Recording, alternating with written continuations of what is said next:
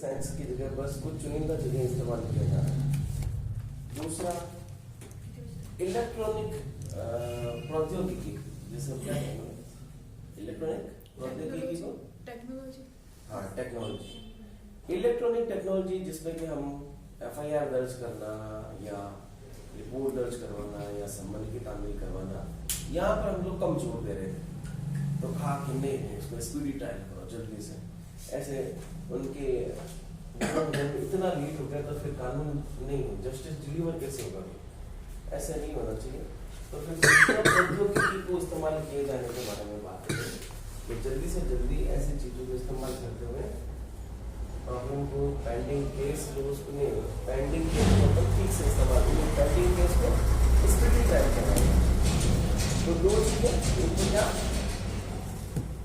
Science का प्रयोग, information technology का प्रयोग, समन वारंट, अच्छा समन वगैरह की तामील एकदम स्पीडी तामील होनी चाहिए, जिससे कि किसी भी नागरिक के हितों पर कुठाराघात नहीं पहुंचे, जिससे कि वो बैठा रहे, न्याय का इंतजार करता रहे, अंत में जाके ऐसी सिचुएशन हो जाएगी बेचारे की डेथ भी हो जाए, उसको न्याय नहीं मिले। तो ये सब चीजें ऐसी थी कि जिसमें कि नागरिकों को न्याय से वंचित हुआ जाना पड़ रहा था। अतः ये काम करके हमने क्या किया, नागरिकों को उनसे न्याय से वंचित नहीं करके नागरिकों को न्याय मुहैया करवाए जाने के लिए प्रोसीजर निकाला, जिसको हमने कहा भारतीय नागरिक सुरक्षा संहिता।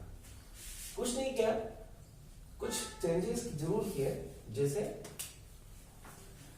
CRPC में टोटल चैप्टर हुआ करते थे 37, नागरिक संहिता में टोटल चैप्टर हो गए 39। टोटल सेक्शन कितने थे? 484। अब कितने सेक्शन है? 531। यदि मैं शेड्यूल की बात करूं कि साहब शेड्यूल कितने हुआ करते थे पहले? अनुसूचियां 2, शेड्यूल संख्या 1, शेड्यूल संख्या 2। शेड्यूल संख्या 1 में क्या क्या बातें थी साहब? शेड्यूल संख्या 1 में था part A, part B. Part A में क्या था? पार्ट ए में एक लिस्ट दे रखी थी जिसमें 6 कॉलम थे, 1 2 3 4 5, 1 2 3 4 5। क्या लिखा हुआ था यहाँ पे? चाहिए तो कॉलम नंबर 1 2 3 4 5 6। 2 नंबर कॉलम क्या था? अपराध के बारे में बता रहा है। धारा अपराध, फिर नहीं, ये अपराध का नाम ही है, वो जो 1 2 3 वो धारा का अपराध 2 3 सजा है। देखो अपन यहाँ से चलते हैं, ये तो क्या विचारण है? विचारण किसके द्वारा होगा? मानती है तो मानती बता दिया, संज्ञेय संज्ञेय असंज्ञेय बता दिया, सजा बता दिया, अपराध बता दिया और सीधे नंबर बता दिया। सेक्शन और वो दोनों इसी में दे रखे हैं ना? नहीं, ये जो ये 1 2 3 ना, ठीक है, तो ये होगी धारा। तो यहाँ पर उसका धारा बता, किसकी धारा थी ये? Indian penal code 13 IPC। तो ऐसा कहा कि IPC में मान लो सेक्शन नंबर 378 चोरी का कोई ऑफेंस होता है, तो चोरी का ऑफेंस हो गया। अपराध में सजा कितनी होती है? 3 साल। अपराध संज्ञेय होगा या असंज्ञेय होगा? अपराध जमानती होगा या जमानती होगा? और अपराध का विचारण कौन से न्यायालय के द्वारा किया जाएगा? ये कहानी लिखी है CRPC के शेड्यूल के फर्स्ट शेड्यूल में, पार्ट नंबर 1। इस तरह की कहानी है। ये कौन सा अपराध है? जो कि IPC में दे रखे, इंडियन पेनल कोड में दे रखे, इंडियन पेनल कोड 1860 में दे रखे।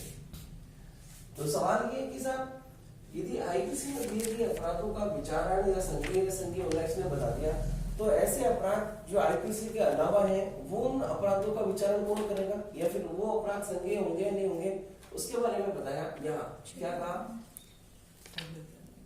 अदर देन IPC, जो कोई भी ऑफेंस है जिसमें 3 साल से कम की सजा, 3 साल से ज्यादा मगर 7 साल से कम की सजा, 7 साल से ज्यादा की सजा, तो ये जो दो ऑफेंस है ये सब के सब कौन से ऑफेंस होंगे? संज्ञेय ऑफेंस होंगे। और ये ऑफेंस कौन सा होगा? असंज्ञेय ऑफेंस। तो प्रश्न ये था कि साहब ऑफेंस का संज्ञेय होना या असंज्ञेय होना उसे दी जाने वाली सजा पर डिपेंड करता है।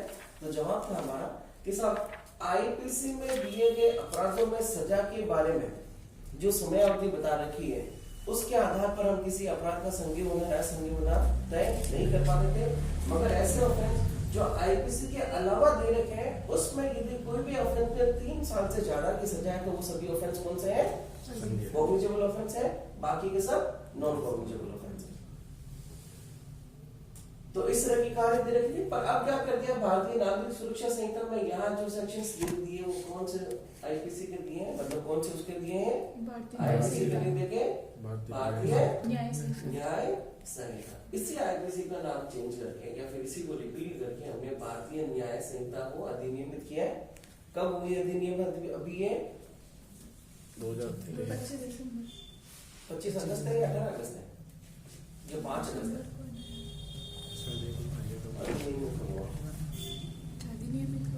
पांच अगस्त तो बात है।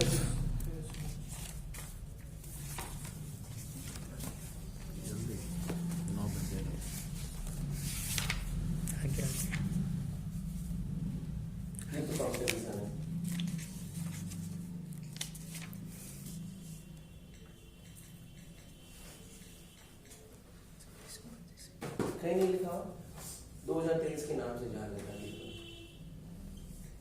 ठीक है, वापस आओ। शेड्यूल नंबर 1 में पार्ट नंबर ए में चेंजेस किया है। ये कौन सी धाराएं थी आईपीसी की? अब कौन सी धाराएं होगी? भारतीय न्याय संहिता।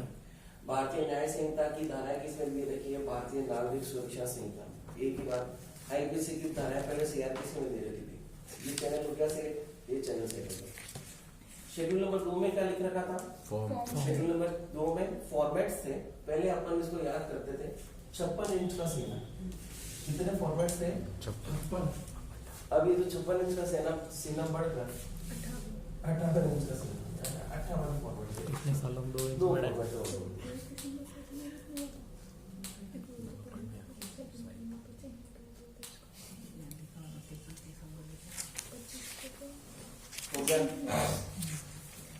शेड्यूल्स हो गए। क्या चेंजेस है? आमूलचूल परिवर्तन देखा। पहले 37 चैप्टर थे, अब 39 चैप्टर हो गए।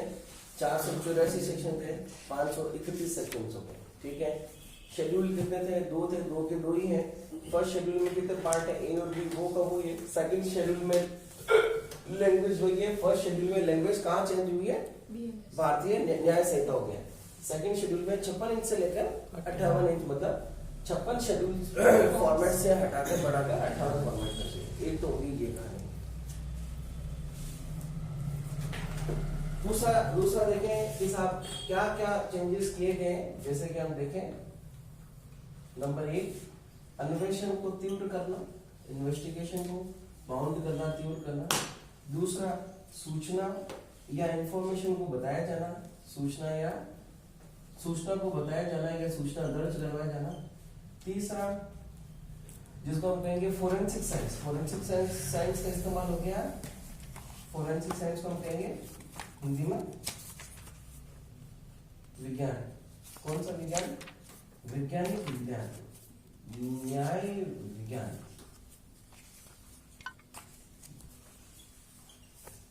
न्याय विज्ञान का इस्तेमाल।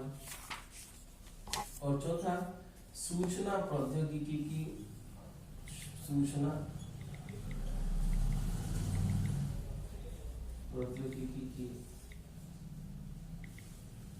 सहायता थोड़ी ज्यादा करनी है हम लोगों ने। इस चीज में क्या किए जाने के लिए हो रही है कि साहब तीव्र इन्वेस्टिगेशन हो जाए, फास्ट ट्रायल हो जाए, सूचना इंफॉर्मेशन वगैरह थोड़ी जल्दी से पहुंच जाए। फोरेंसिक साइंस का थोड़ा ठीक ढंग से इस्तेमाल करके व्यक्तियों को बेचैन नहीं होना दिया जाए कि साहब देखो यदि हम इसको टेक्निक्स में यूज करके कर लेते हैं तो हो सकता है किसी आदमी के साथ नागरिक को न्याय जल्दी मिल गया होता। और सूचना प्रौद्योगिकी इलेक्ट्रॉनिक कम्युनिकेशन को ज्यादा से ज्यादा किए जाने के प्रावधान। ये कुछ चेंजेस हैं। ऐसा चेंजेस करके भारतीय नागरिक सुरक्षा संहिता को लागू किया गया। अब चले आगे।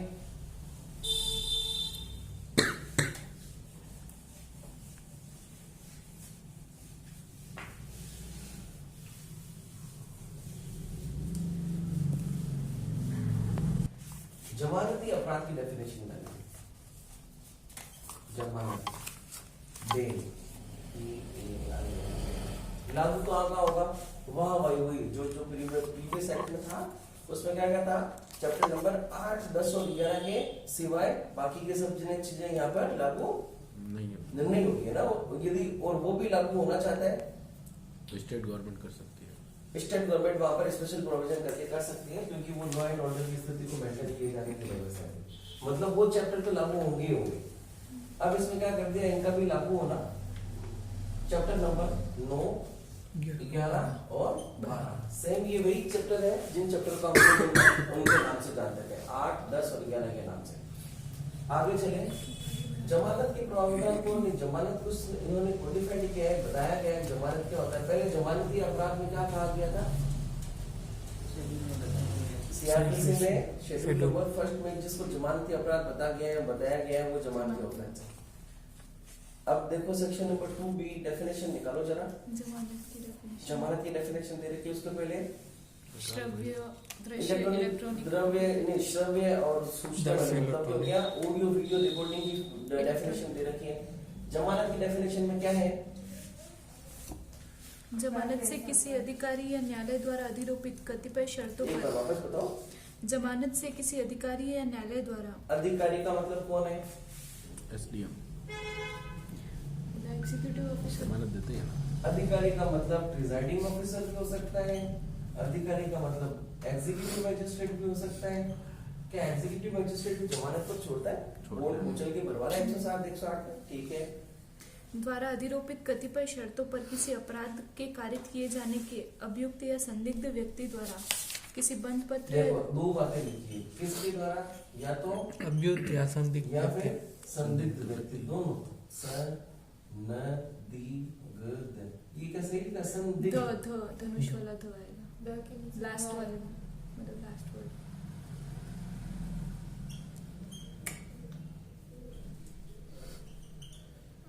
ये वाला सही। ठीक है, एकल शब्द आया था एक, वो मेरे को भी लिखने में नहीं आता, मैंने कहा ये कैसे लिखेंगे।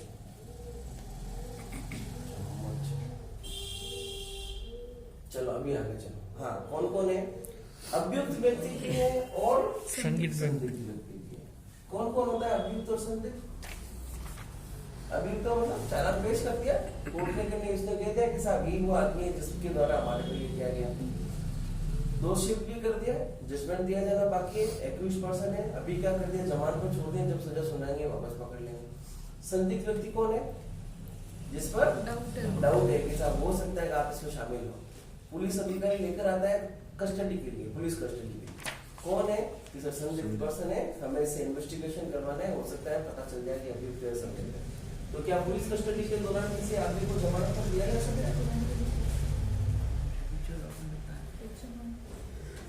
हाँ आगे चलो। बंद पत्र या जमानत पत्र के निष्पादन पर विधि की अभिरक्षा से ऐसे व्यक्ति का छोड़ा जाना अभिप्रेत है। हाँ, किसकी कहां से छोड़ा जाना, अभिरक्षा से, कस्टडी से छोड़ा जाना अभिप्रेत। ये जमानत की डेफिनेशन है, अच्छी डेफिनेशन है। अब आगे चले, कुछ सिमिलरिटी वहां की यहाँ की क्या है, कहाँ काम करता है, हमारे पास क्या ऑप्शन है, क्या विकल्प है, रिलेटिव थोड़ा ध्यान रखना है। 46 में से क्या ठीक है, प्रक्रिया से क्या पता चल रहा था, पहले हम प्रक्रिया को देखते हैं। इसका मतलब ये है कि जब हम विधि की बात करते हैं तो दो तरह के लॉ देखेंगे, जिस लॉ का नाम है, एक का इसको हम कहेंगे सारभूत विधि या सारवान विधि, मौलिक विधि, सारभूत, सारवान या मौलिक विधि। और दूसरा हो गया प्रक्रियात्मक विधि, प्रक्रियात्मक विधि थोड़ा ठीक ढंग से।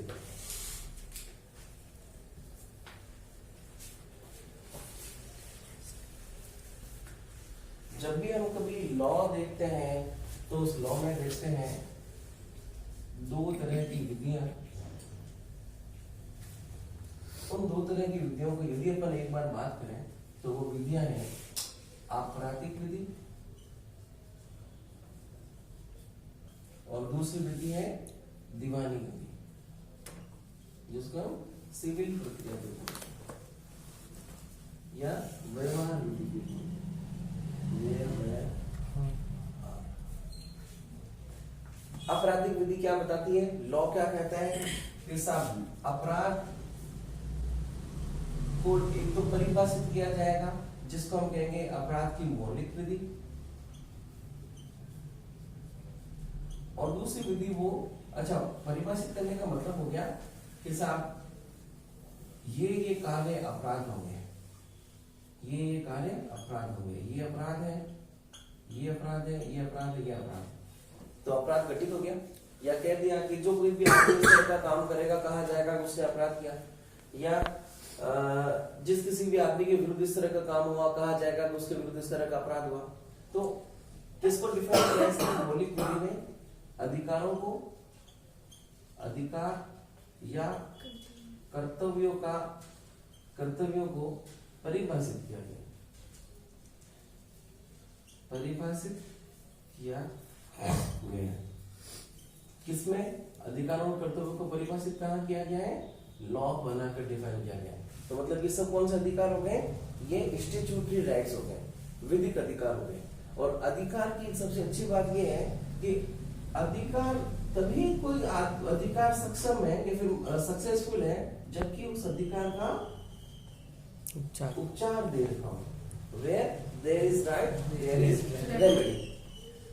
तो अधिकार तो दे दिया मगर इसका उपचार कुछ दिया ही नहीं है, तो फिर आपके पास में ऐसे अधिकारों का होना नहीं होना तो बराबर की बात होगी।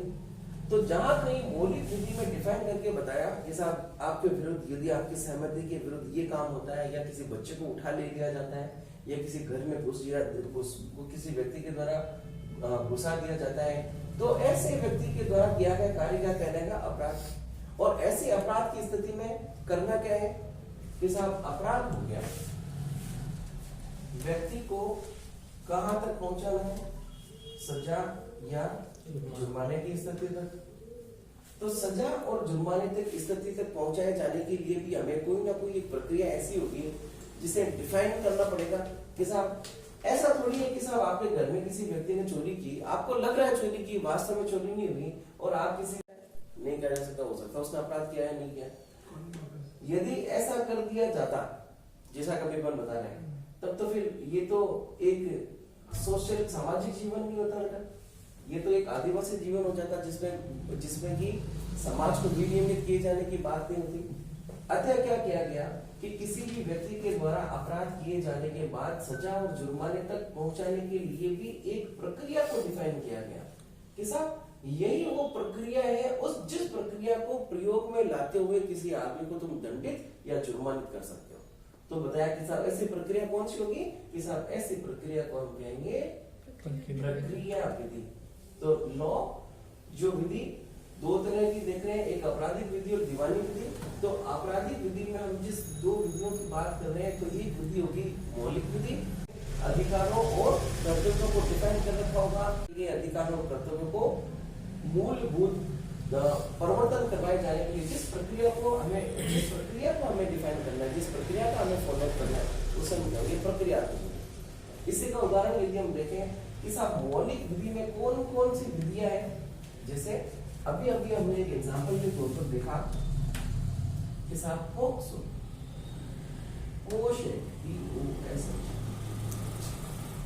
और कौन से क्रिमिनल एक्ट देखे हैं? डीवी तो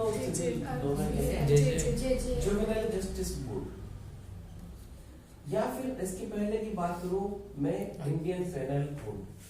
ये सारे लॉज ने क्या किया? अपराधों को डिफाइन किया कि साहब कोई आदमी इस तरह का काम कर रहा है तो वो पोक्सो का अपराधी होगा।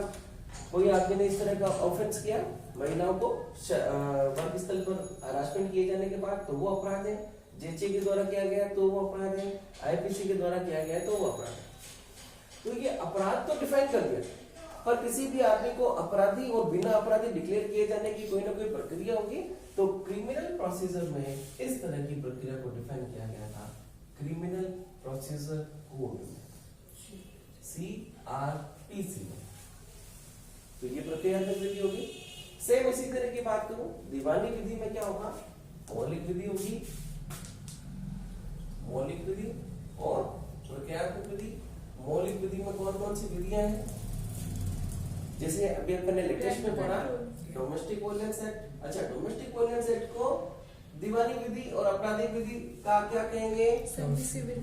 तो ये सेमी सिविल हो गई। तो डोमेस्टिक वायलेंस एक्ट के जो प्रोसीजर है वो कौन देखता है? Judicial magistrate. तो जब जुडिशियल मैजिस्ट्रेट के द्वारा प्रक्रिया हो रही है तो कौन सी प्रक्रिया को फॉलो करेगा? सीआरपी। तो इस डीबी को मैं यहाँ से हटा के मौलिक विधि में एग्जांपल दे रहा हूँ मैं। Contract, Indian contract act, rent control act, transfer of property act, specific relief act. अब आप बात आ गई एनआई की, नेगोशिएबल इंस्ट्रूमेंट एक्ट। हालांकि नेगोशिएबल इंस्ट्रूमेंट का व्यवहार तो दीवानी है ना, पर लायबिलिटी कौन सी इंपोज की है? आपराधिक। तो जब आपराधिक लायबिलिटी इंपोज की तो कौन सा कानून हो गया? आपराधिक। सेक्शन नंबर 138 को डील करने वाले मैजिस्ट्रेट साहब ने कौन है? Judicial magistrate. तो जुडिशियल मैजिस्ट्रेट के लिए कार्यवाही कौन सी हो जाएगी? मौलिक विधि और प्रक्रियात्मक विधि। नेगोशिएबल इंस्ट्रूमेंट सेक्शन 138 मौलिक विधि यहाँ कवर हो जाएगा, दी गई प्रक्रिया यहाँ आ जाएगी। हो गए साहब contract, rent control, transfer of property, specific relief. और भी बड़े सारे तरह के कानून, हिंदू लॉ हो गया, मुस्लिम लॉ हो गया, और भी जो भी अपन कानून पढ़ेंगे। दे दिया साहब कि किसी भी पति पत्नी को यदि वो शादी करते हैं तो आपस में साथ में रहने का अधिकार होगा। यदि ब्याह करते हैं तो इस तरह की कोई बात उनके बीच में डिस्प्यूट क्रिएट हो जाता है तो उन्हें विवाह को डिसोल्व किए जाने का अधिकार भी होगा। सारी बातें लिख दी। अब कर्तव्य और अधिकारों को सृजित तो यहाँ कर दिया, अब उसको धरातल में भी तो लाना है। आपराधिक विधि में किसी भी अपराध को जो डिफाइन किया गया है, ऐसा अपराध हुए जाने की स्थिति में जो अंतिम बिंदु पर हम पहुंचते हैं वो अंतिम बिंदु है सजा और जुर्माना। सीपीसी में यही अंतिम बिंदु क्या हो जाएगा भाई? या तो restoration of right. Restoration of right का मतलब हो गया अधिकारों का प्रत्यस्थापन, अधिकारों का पुनर्स्थापन, अधिकारों का पुनर्स्थापन या फिर प्रतिकर का मतलब हो गया क्षतिपूर्ति, कॉम्पनसेशन।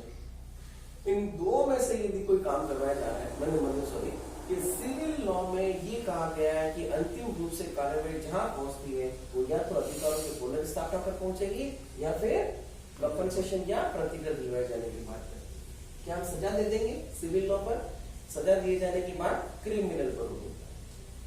अच्छा, प्रक्रिया कहाँ बताई गई है? किसी भी सिविल लॉ अधिकार से संबंधित कोई भी बात हुई, कहानी, कोर्ट में प्लांट कैसे पेश किया जाएगा, रिटन स्टेटमेंट कैसे होगा, एविडेंस कैसे होगा, समरी ट्रायल कैसे होगी, प्रॉपर्टी को अटैच कैसे करेंगे, टेम्परेरी इंजंक्शन कैसे दिया जाएगा, ऐसी सब बातें कहाँ बताई है? सीपीसी में, क्रिमिनल प्रोसीजर कोड। तो ये होगी आपराधिक विधि, ये होगी सिविल विधि। आपराधिक विधि के भी दो पार्ट देख लिए, दीवानी विधि के भी दो पार्ट देख लिए। अच्छा, ये जो लॉ है ना बेटा, इस लॉ में राइट्स देखो, जैसे कि मैं बात करूं इंडियन कॉन्ट्रैक्ट एक्ट की, कॉन्ट्रैक्ट एक्ट। तो इस इंडियन कॉन्ट्रैक्ट एक्ट में अधिकार और कर्तव्यों का सृजन किसके द्वारा किया गया है? अधिकार व कर्तव्यों का सृजन किसके द्वारा किया गया? लॉ के द्वारा, पार्टीज के द्वारा किया गया है, पक्षकारों के द्वारा। यदि पक्षकार कहते हैं कि साहब मैं इस प्रॉपर्टी को आपकी इच्छा रूप में बेचने के लिए तैयार हूं, और सामने वाला आदमी सहमत हो जाता है, और फिर बाद में यदि सामने वाला आदमी मना करता है तो एक पक्षकार फिर दूसरे पक्षकार को बाउंड करवा सकता है। किससे? या तो कोर्ट के माध्यम से या फिर दूसरी प्रक्रिया के माध्यम से। ऐसा भी होता है क्या कभी? ये तो हो गया पक्षकारों तो पक्षकारों के बीच में कॉन्ट्रैक्ट हो गया। दूसरा क्या होता है, मान लो ये एक हॉस्टल है बच्चों की पढ़ाई करने का, और इसके सामने हमारे घर से किसी व्यक्ति का घर है, यहाँ बच्चों के एग्जाम चल रहे हैं, कमरे में बच्चे रह रहे हैं, और मैं यहाँ पर जोर जोर से म्यूजिक चला रहा हूँ, जिससे ये सारे के सारे बच्चे डिस्टर्ब हो रहे हैं। तो क्या है, ये बच्चे जाकर मुझे, इसके बावजूद कि हम दोनों के बीच में किसी भी तरह का कोई कॉन्ट्रैक्ट साइन नहीं हुआ है, क्या मुझे ऐसा लाउड स्पीकर या डीजे बजाए जाने के लिए मना कर सकते हैं? लॉ या फिर कोर्ट किस बात का हवाला देते हुए मुझे कहेगा कि आप इस तरह की बात नहीं कर सकते? वॉइस प्रोड्यूस नहीं कर सकते। राइट इन रिलेवेंट। ये मेरा कर्तव्य है कि मैं अपने आसपास रहने वाले व्यक्तियों के अधिकारों की रक्षा करूं। ऐसी बात कहाँ लिखी हुई है? लॉ में। टॉड यही कह रहा है कि साहब इसके बावजूद कि भी दो पक्षों के बीच में किसी भी विधिक अधिकार का सृजन या कर्तव्य का सृजन नहीं किया गया है, पर फिर भी एक आदमी दूसरे आदमी के अधिकारों की रक्षा करने के लिए बाउंड है, ये उसका कर्तव्य है। यदि एक आदमी जोर जोर से म्यूजिक फोन बजा रहा है या फिर एक इतना तेज स्पीकर वाली मोटरसाइकिल से आवाज करके निकला है, सड़क पर कोई गर्भवती महिला या छोटा बच्चा निकल रहा है, इतना तेज हॉर्न बजाया जिससे महिला मानसिक रूप से विकृत हो गई, विकृत होकर मिसकैरेज होने की संभावना भी आ गई और महिला बहुत ज्यादा उसमें चली गई, उसमें सदमे में, तो क्या उस आदमी के विरुद्ध कार्रवाई कर सकती है महिला? तो क्या दोनों के बीच कोई कॉन्ट्रैक्ट हुआ है? नहीं हुआ। इवन हम तो टोर्च में तो पढ़ते हैं कि एक गर्भवती महिला थी, उसको किसी आदमी ने आके मजाक में कह दिया कि तुम्हारे पति की डेथ हो गई, अप्रैल फूल बनाया, और ऐसी कोई बात कहते हुए महिला आगे सदमे में, उसके बाल सफेद हो गए, बेचारी के मिसकैरेज हो गया। बाद में जाकर पता चला तो महिला का पति तो जिंदा था और कहा गया हम तो आपसे मजाक की। तो ये मजाक क्या था? उस व्यक्ति के ऊपर कहा गया कि सर ऐसा मजाक करने का हम आप लोगों पर करते हुए सज्जित नहीं कर सकते। आपकी ड्यूटी ये है कि आप इस तरह की महिला, अच्छा देखो किसी भी व्यक्ति पर इन तीन तरह के व्यक्तियों के ऊपर की जिम्मेदारी ज्यादा आ जाती है। एक तो कहीं सामने महिला है, बच्चा है और वृद्ध है, तो यदि किसी भी आम नागरिक के सामने इन तीन तरह के व्यवहार, इन तीन तरह के व्यक्तियों के साथ आपकी डीलिंग हो रही है, तो याद रखना आपके कर्तव्य ज्यादा एग्जिस्टेंस में रहने चाहिए, ज्यादा अवेयर रहने चाहिए, क्योंकि महिला, बच्चा और बुजुर्ग के विरुद्ध हमें ज्यादा ध्यान रखने की आवश्यकता है। ठीक है, तो यदि इस तरह की बात होती तो इन दोनों के बीच में कोई कॉन्ट्रैक्ट साइन नहीं हुआ था। फिर कैसे हुआ? ये अधिकार और कर्तव्य विधि के द्वारा सृजित है, व्यक्तियों के द्वारा सृजित नहीं है। तो हमने तीन तरह की बातें पढ़ी, आपराधिक विधि, दीवानी विधि और एक वो विधि जिनका सृजन विधि के द्वारा ऑटोमेटिकली कर लिया जाता है। इस तरह की बात एग्जाम्पल यदि मैं 1984 वाले भोपाल गैस त्रासदी की बात करूं, जिसमें एक गैस तो वो हुआ था और वो कह रहा है कि मैं क्या कर सकता हूँ उसके अंदर, तो फिर क्या लाइबिलिटी इंपोज की गई है कि ये आपका कर्तव्य था कि आप इन तरह की चीजों का ध्यान रखें। रातों रात आपने 10,000 से ज्यादा आदमियों की डेथ कमिट करवा दी। हालांकि उसका इंटेंशन डेथ कमिट करने का नहीं है, पर उसकी जिम्मेदारी है कि इस तरह की लापरवाही नहीं बरते। तो आपराधिक विधि होगी, दीवानी विधि होगी, मौलिक विधि, प्रक्रियात्मक विधि। इसी आपराधिक विधि को चेंज करके आज आप लोगों के सामने मौलिक विधि, जिसका नाम आईपीसी के नाम से जान लेते हैं। देखो बाकी सब विधियां वही एग्जिस्टेंट सेम, यदि वही विधियां तो उनकी प्रक्रिया भी सेम ही होगी। जैसा कुछ प्रक्रिया स्पेशल दे दी, जैसे कि जुवेनाइल जस्टिस बोर्ड है, इसमें एक विशेष लॉ है, एक स्पेशल लॉ है। इसमें क्या किया, स्पेशल व्यक्तियों पर लागू होने वाले लॉ के प्रोसीजर को भी अलग से डिफाइन कर दिया कि साहब इनका ये होगा, और यदि अडल्ट की तरह ट्रीट करना है तो कोर्ट ऑफ सेशन को ट्रायल चली जाएगी। फिर कौन सा प्रोसीजर हो जाएगा, क्रिमिनल प्रोसीजर कोड भी देखेगा। इन्वेस्टिगेशन वगैरह कैसे हो रहा है, पुलिस इन्वेस्टिगेशन नहीं कर रही, कौन कर रहा है, provision officer, sorry probation officer. एक क्या रिपोर्ट बनाकर दे रहे हैं नलिनी, सोशल इन्वेस्टिगेशन रिपोर्ट बनाकर दे रहा है, जो एक किसका मिलता जुलता सा पार्ट है, पुलिस रिपोर्ट का मिलता जुलता सा पार्ट है, जिसको अपन इन्वेस्टिगेशन रिपोर्ट करना है।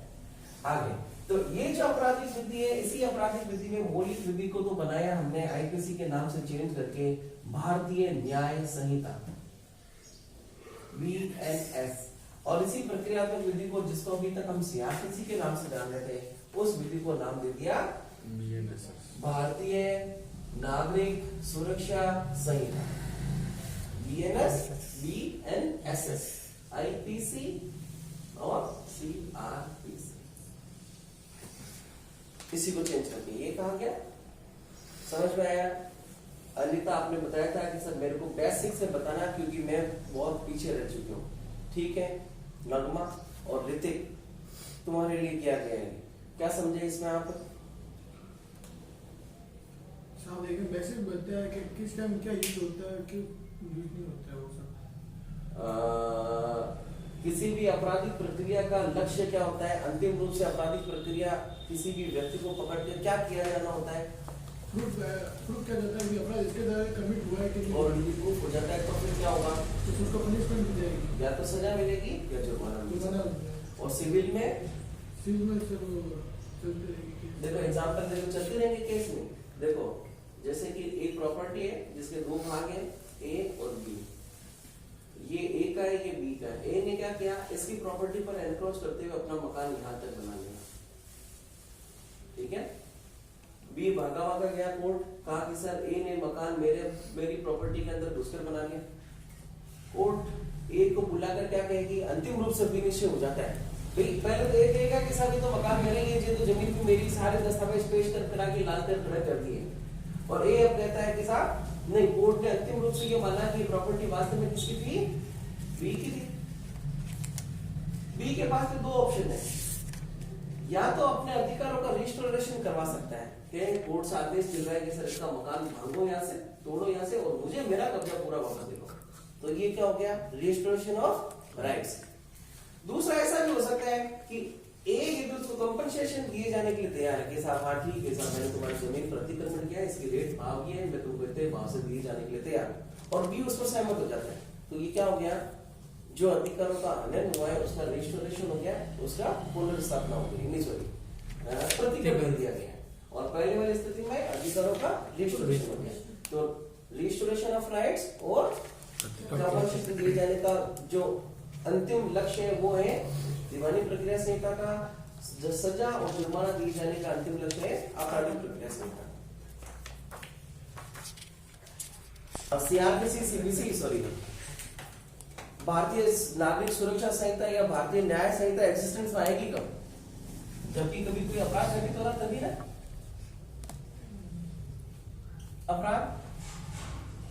अपराध कितने तरह के हैं, अपराध हमने देखा, अपराध या तो संज्ञेय अपराध हो सकता है या अपराध असंज्ञेय हो सकता है।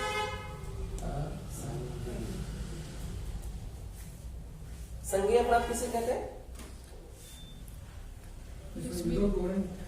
जिसमें पुलिस अधिकारी बिना वारंट के गिरफ्तार कर सकते हैं, जिसमें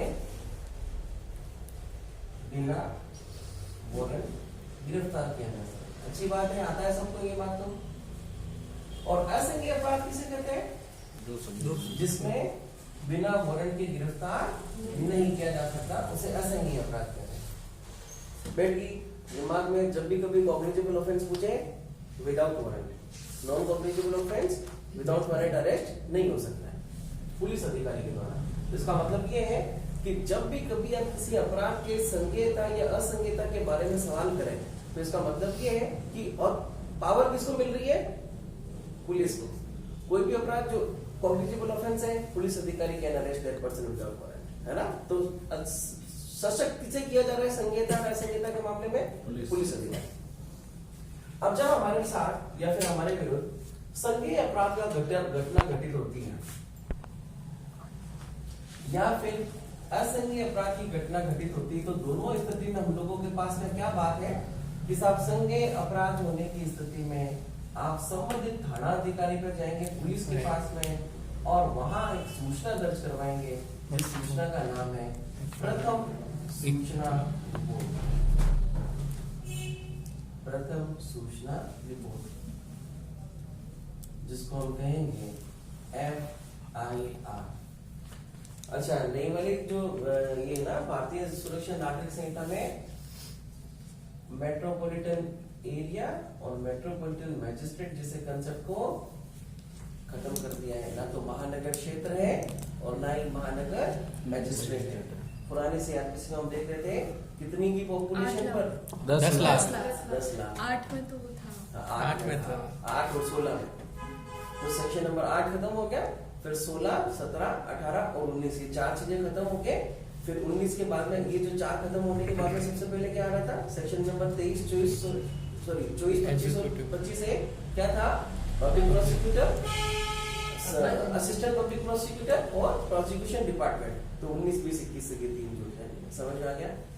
एग्जीक्यूटिव मजिस्ट्रेट, हाँ एग्जीक्यूटिव मजिस्ट्रेट, हाँ एग्जीक्यूटिव मजिस्ट्रेट के प्रोविजन भी तो थे 21 से 21, 22, 23। हाँ मतलब कुल मिला के ये महानगर के एरिया का पन्ने खत्म हो जाएगा। तो संज्ञेय अपराध की क्या स्थिति है, जब भी कभी किसी भी व्यक्ति के विरुद्ध संज्ञेय अपराध कमिट होता है तो हम क्या करवाएंगे, FIR करवा सकते हैं। तो इसका मतलब वो असंज्ञेय अपराध की स्थिति में क्या होगा फिर? एफआईआर दर्ज किए जाने के लिए मिनिमम क्या होना चाहिए? किसी भी ऑफेंस का कॉग्निजेबल होना जरूरी है। और फिर नॉन कॉग्निजेबल ऑफेंस की स्थिति में क्या करेंगे हम लोग? परिवार कोर्ट में परिवार पेश किया जाएगा। कोर्ट में परिवार पेश किया जाएगा। परिवार क्या होता है? जिसको हम हिंदी में कंप्लेंट, सॉरी इंग्लिश में कंप्लेंट COMPLAINT या फिर इस्तगासा के नाम से जाना जाता है। क्या कहा हमने ऐसे? मजिस्ट्रेट साहब को, क्योंकि कोर्ट में पेश हुआ है, कोर्ट में पेश हुआ है तो मजिस्ट्रेट साहब के सामने क्रिमिनल प्रोसीजर जो भी चलता है वो मजिस्ट्रेट साहब के नाम से चलती है। सिविल प्रोसीजर जो भी चलता है वो सिविल जज के नाम से चलता है। सिविल जज साहब, JUG, सिविल जज। और क्रिमिनल में जो काम चलेगा मैजिस्ट्रेट साहब के नाम से चलेगा।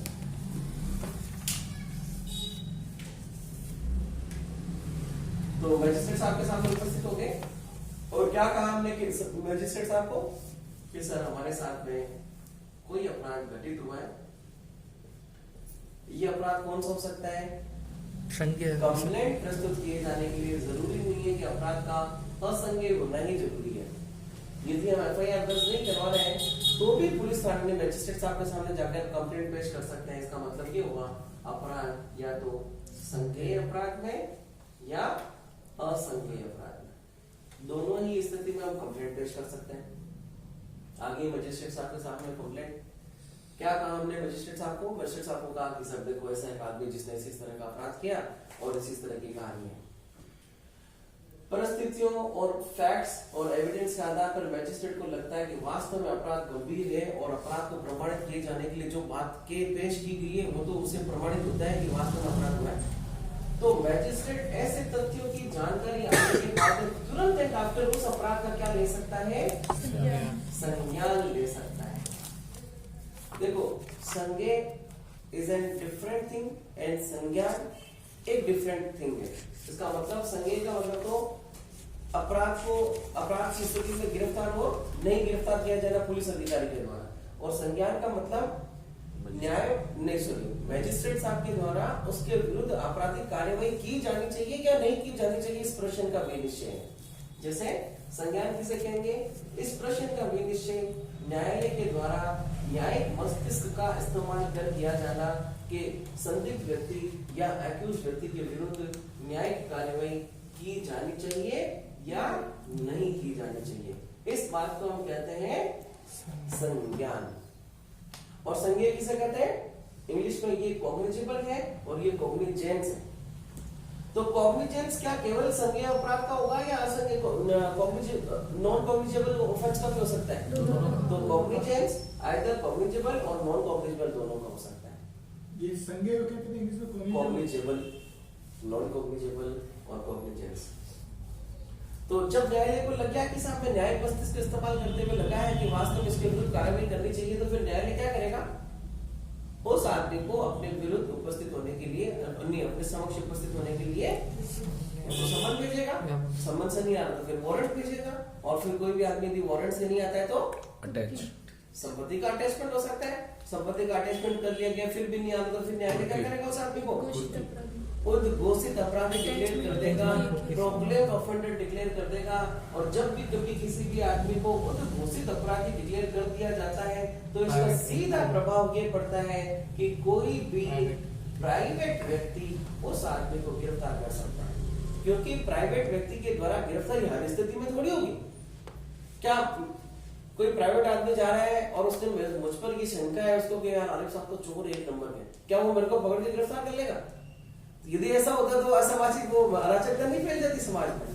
तो ऐसा कहा गया है कि जब भी कभी किसी प्राइवेट व्यक्ति के द्वारा किसी व्यक्ति को गिरफ्तार करना है तो उसकी दो ही स्थितियां हैं। क्या स्थिति है? कि या तो वो व्यक्ति कौन सा अपराधी हो? उद्घोषित अपराधी हो,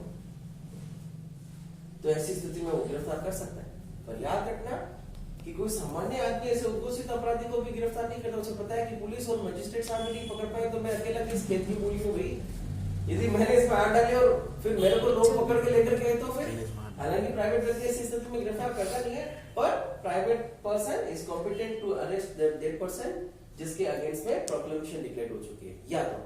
और या फिर क्या है कि किसी प्राइवेट व्यक्ति के सामने in the presence of private person कोई आदमी एक ऑफेंस करता है, जिस ऑफेंस एक अपराध करता है, वो अपराध कौन सा है? वो अपराध संज्ञेय और अजमानती। संज्ञेय प्लस अजमानती है। मतलब कोई प्राइवेट व्यक्ति किसी अपराधी को तभी गिरफ्तार करेगा जब अपराध कोई बड़ा ही घिनौना प्रकृति है और बहुत ही कठोरतम सजा दिए जाने वाला अपराध है, और एक ऐसा अपराध है जिसमें जमानत नहीं दी जा सकती, तो प्राइवेट व्यक्ति के द्वारा गिरफ्तारी हो जाएगी। हो गया, संज्ञान ले लिया। अच्छा, या तो मजिस्ट्रेट साहब संज्ञान ले सकते हैं सीधे से, और या फिर ऐसा भी तो हो सकता है ना कि साहब मजिस्ट्रेट साहब को लगा कि यार कि इस तरह से बहस तो किया है किसी महिला ने कि साहब मेरा पति मार पिटाई करता है मेरे साथ में, ये कर रहे हैं, पर मजिस्ट्रेट साहब को इस तरह की ना तो कभी कोई सूचना मिली है, ना महिला से किए गए किसी प्रश्नों के उत्तर पे इस बात की चीज को प्रमाणित होता हुआ मजिस्ट्रेट पा रहा है, दोनों चीजें होगी। तो क्या ऐसी स्थिति में भी मजिस्ट्रेट संज्ञान ले लेगा? क्या आओ भाई तुम महिला हो, तुम्हारे प्रति मेरे ज्यादा कर्तव्य है, उस पुरुष को बुला कर आज से उसको कस्टडी में लेते हैं, क्या मजिस्ट्रेट साहब ऐसा कहेंगे? नहीं कह सकते। मजिस्ट्रेट साहब इससे पहले कि संज्ञान ले प्रस्तुत किए गए तथ्यों पर क्या कर सकते हैं? विश्वसनीयता को चेक कर सकते हैं, और मजिस्ट्रेट साहब के समक्ष प्रस्तुत किए गए तथ्यों की सत्यता को न्यायालय के द्वारा चेक करना या न्यायालय के द्वारा प्राधिकृत किसी व्यक्ति के द्वारा चेक करना क्या कहलाता है? सत्यता का न्यायालय या न्यायालय के द्वारा प्राधिकृत व्यक्ति के द्वारा पता लगाना, क्या है? जांच। और क्या जांच क्या है?